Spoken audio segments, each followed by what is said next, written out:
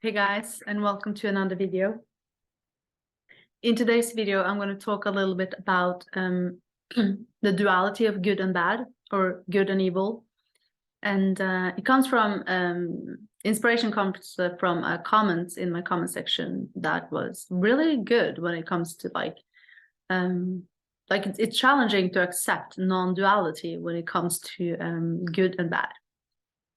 And like bad actions, like horrible actions. How can you not distinguish that? Like you're right from wrong, right? And you know, in my experience, I can only speak from my own experience. So I always recommend that you check in with yourself. What's right for you, right? So don't take what I say as truth, because it might not be your truth. But the way I see it is that on the level of the mind, seeing through the mind, seeing the world through the mind, it really looks like there's good and evil, right? Of course, sometimes there are gray zones, right? This like is good in one way, bad in another way, right? So it's dilemmas and situations that might not be entirely good or entirely bad. But we can say that some actions definitely comes from a separation consciousness. If I forget that I'm you and you are me, if I forget the oneness or the true self source, or our true nature, which is love, and if I forget that, which we do when we incarnate here, most of us, we forget our source, and it feels really, really painful to be here when we have forgotten what we are. So we live more, people in different degrees, I believe, but there's still a strong sense of separation when we live through the mind. And when we do that, we are able to harm others, even intentionally, because we don't see them as a part of ourselves. We see them as external objects that need to behave a certain way for us to be happy, right? We need them to be to make us content. So this is how, in the large scale, it can become war, right? Because you need to do what I want you to do, right? That's the manipulation. That's the sense of ownership over other human beings. And we do this to nature as well. We do this to our children. We do that to, I'm saying us. I don't have children, and I believe I've been not doing so much harm after my awakening, because I feel more like this whole world is my body. This whole world is a part of me, right? So how could I harm it? It's not something I do to look good or PR. It's natural, right? You treat others the way you want to be treated. When you realize that others are you, there's no separation. So when you're in non-duality, you see pain and suffering in this world in a different way, and you have a lot of compassion for it. It doesn't mean that you have acceptance for it. It doesn't mean that we should accept it. However, imagine this thought scenario, right? We experience evil and good in our earth plane. Imagine if you, what you are, really are, it went to sleep every night, and when it went to sleep, it could dream about whatever it wanted to dream about, right? And it couldn't dream about something if it didn't, the something had a polar opposite. There was no dreaming about being young without experience of old. There was no dreaming about being a woman if you didn't dream about being a man. So there's two of everything, or there's two polarities of everything, right? What you are is not that polarity, but that polarity creates experience itself. So duality creates experience. And you went to sleep and you could dream about everything you wanted. At some point, you would maybe be curious about, what if I was mean to myself? What if I was anti-love? What is that? Right? So the way I see it, it sounds crazy when you're in the midst of it and you're suffering, and it's unfair and it's wrong, right? The way I see it, or what I believe, is that the universe is curious about itself. It doesn't have the answers. It's looking for them. It's learning. right? But what you are is so much love, and it's so in peace that nothing can harm it. Nothing. Not even Auschwitz, not even concentration camps. Nothing can harm what you are. It can't. It's not possible, because it is the creator itself, right?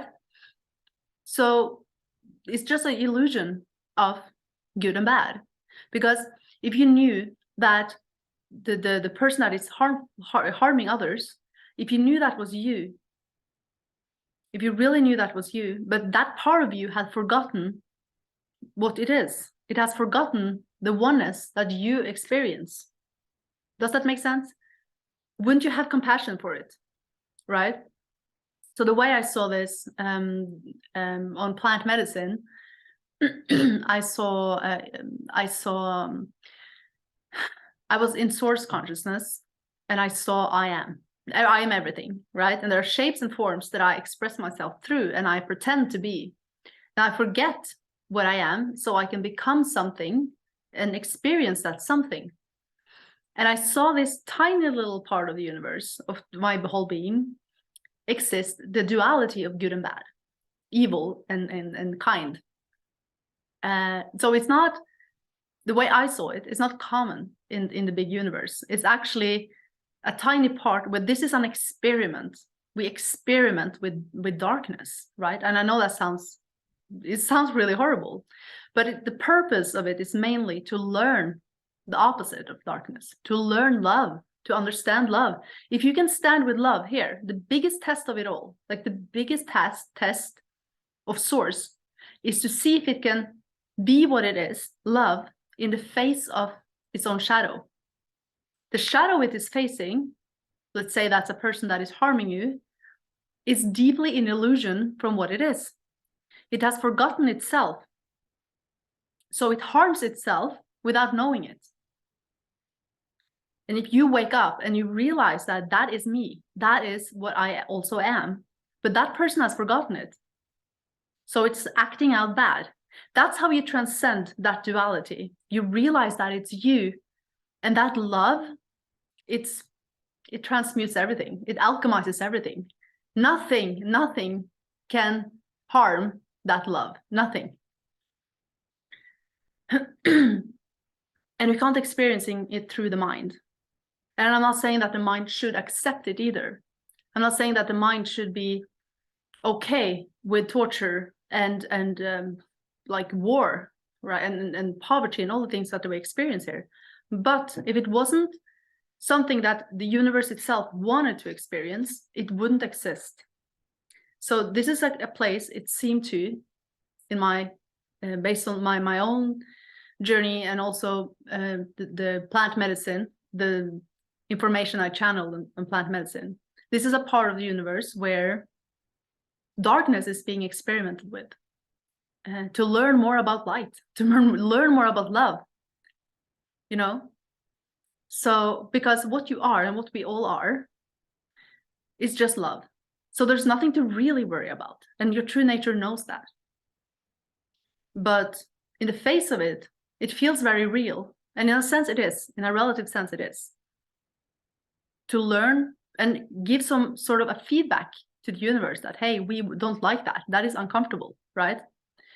And if you can stand in the face of pain and darkness and suffering and evil actions, and you can stand there and know your true nature and know what you are, and sense and see the other person in you and you in the other person, there's actually nothing that will overcome that duality.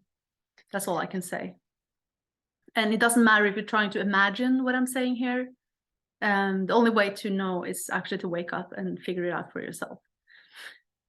And with this video, I'm with this last sentence, I think I'm gonna wrap up. And feel free to leave me a comment and let me know what you think about this subject. I definitely think that there is a good and evil in a relative sense, and I think it's important to acknowledge that, because there is, right? But at the same time, when you know what you are, no evil can really survive there. because it is an illusion when you see that everything is you. And until next time, much love and namaste.